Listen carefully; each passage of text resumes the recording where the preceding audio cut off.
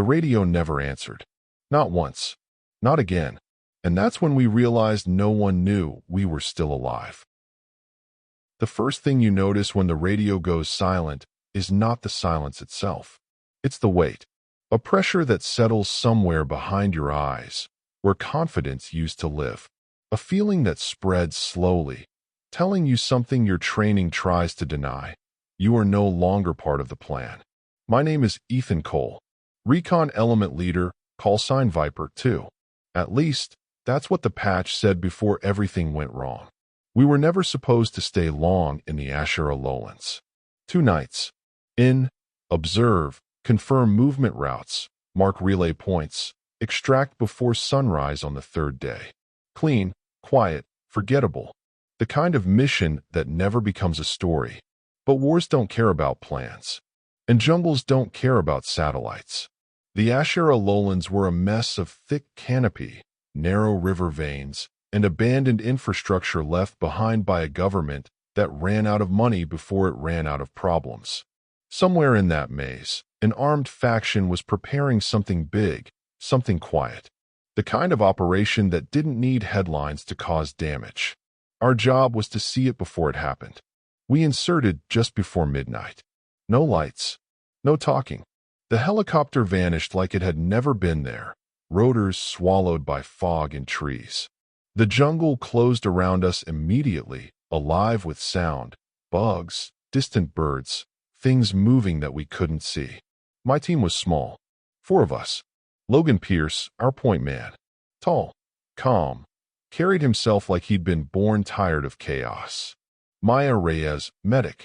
Sharp mind, steady hands, eyes that missed nothing. Connor Hale, comms and surveillance. Youngest, but brilliant. The kind of guy who could make dead equipment talk if you gave him time. And me. We moved east, slow and deliberate. The jungle forced humility. You couldn't rush it without paying. Every step had to be earned. Every pause had meaning. The first day passed quietly. Too quietly. No patrols. No locals.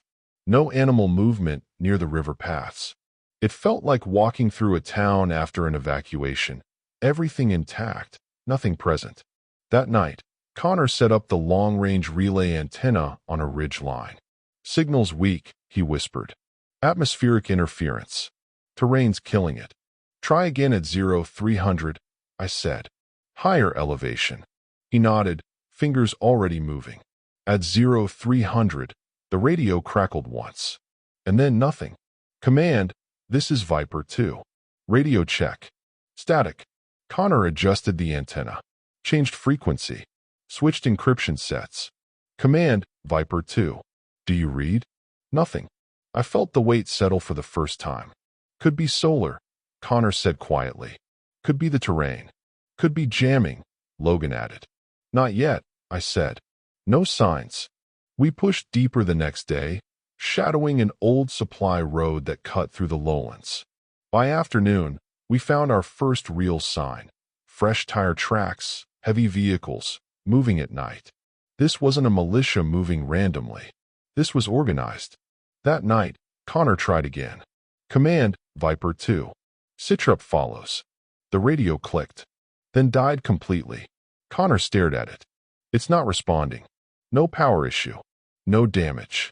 Maya looked at me. Ethan, how long before they notice we're not checking in? I didn't answer immediately.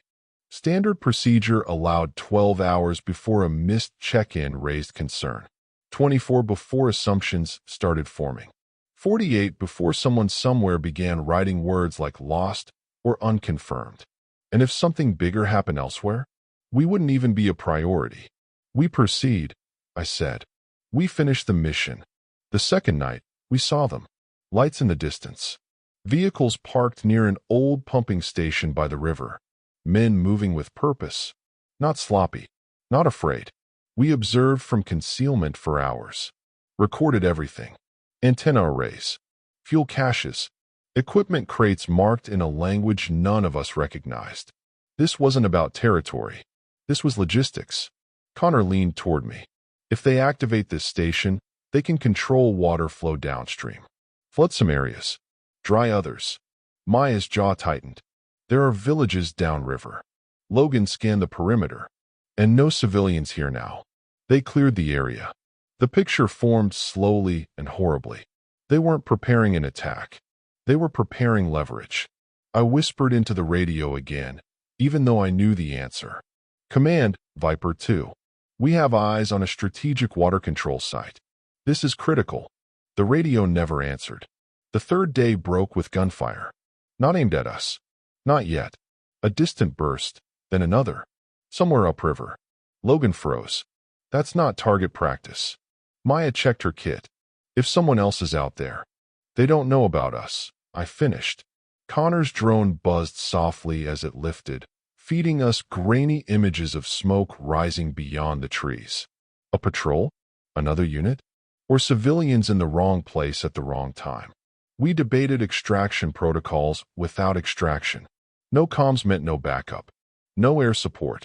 No confirmation anyone was even looking for us. And then it happened. A sudden crack from the tree line. Sharp. Close. Logan dropped instantly, pulling Connor down with him. Contact front. Logan hissed. Shots ripped through foliage. Controlled, precise. They weren't spraying. They were hunting. We scattered, diving into cover. The jungle exploded with noise, branches snapping, dirt kicking up. Maya crawled to Logan. You hit. Grazed, he said. Arms good. Connor tried the radio again, frantic now. Command, anyone. Static. A grenade landed 10 meters away, rolling into a root cluster. Logan shouted, Move. The blast shook the ground, punching air out of my lungs.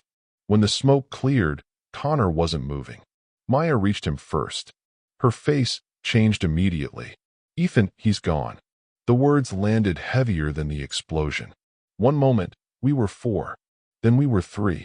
And the jungle didn't care. We broke contact by sheer discipline and luck, moving blind through terrain we barely knew.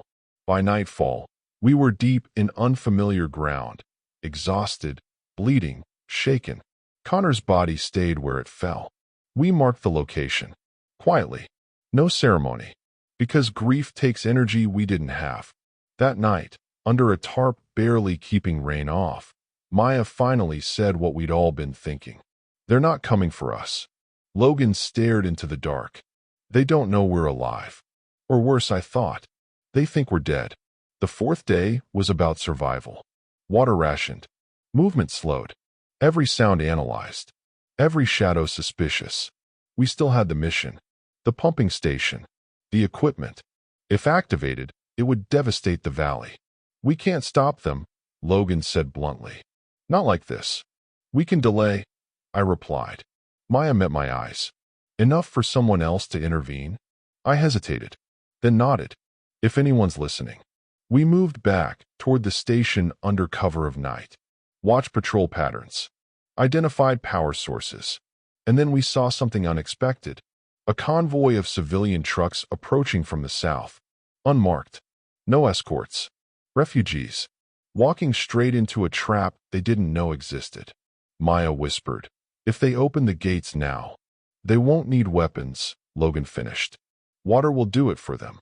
The radio sat in my hands. Useless. I pressed the transmit button anyway. Command, if you can hear this, we're still here. Nothing. I made the decision. We sabotaged the station. Logan looked at me sharply. That's not recon. No, I said. It's prevention. We split roles quickly. Logan would create a distraction. Maya would stay hidden with Overwatch. I'd plant charges on the intake control, enough to disable, not destroy. Logan grinned, tired but fierce. About time. The distraction worked too well. Logan drew fire, pulling half the guards away. Maya covered him with controlled shots, never lethal unless necessary. I slipped into the structure, heart pounding, fingers steady. Set the charges. Time for delayed ignition. As I moved to extract, a voice behind me said calmly, Drop it. I turned slowly. A man stood there, weapon raised, uniform clean. Professional. Not militia. You're very hard to kill, he said. We assumed your team was finished. How did you know about us? I asked. He smiled slightly. The radio stopped answering. That usually means something went right. He gestured to the exit. Walk. Before I could react, a shot cracked outside. Then another. Maya. Logan. I lunged. The man fired. Pain tore through my leg. I fell, rolling behind a console as bullets chewed metal. I crawled, bleeding, toward the exit. The charges ticked silently. Outside, chaos erupted. The delayed explosions rocked the structure, collapsing part of the intake system. Water surged uncontrolled, but not released downstream. The station was crippled. Maya dragged me behind cover. Logan limped toward us, blood on his sleeve, smiling like a madman. Worth it, he said. We moved. By dawn, the jungle was quiet again. And then, faint at first, came the sound we'd stopped believing in. Rotors. Maya froze. Do you hear that? I pressed my hand to the ground, feeling the vibration. Yes. A helicopter broke the canopy line, sunlight glinting off its frame. The radio crackled. Viper 2, this is command. We have your last burst transmission. Repeat, do you copy? I laughed. I cried. I didn't care which. Command, I said, voice breaking. We copy. They hadn't forgotten us. They just found us too late. Or maybe just in time.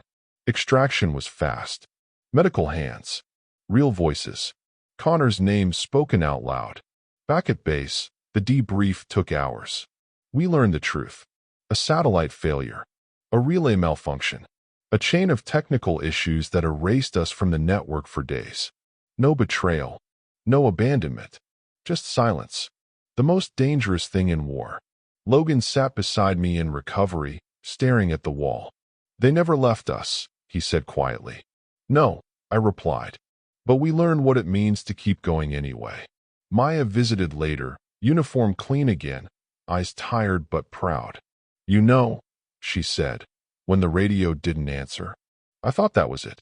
So did I. She smiled faintly. Turns out, we didn't need it. I looked down at my bandaged leg, the scars that would follow me home. The radio had failed, but we hadn't. And somewhere downriver, people would wake up tomorrow with water still flowing, never knowing how close they'd come to losing everything. Some victories are loud. Others disappear into static. But they matter just the same. And sometimes, when the radio never answers, you learn who you are without it.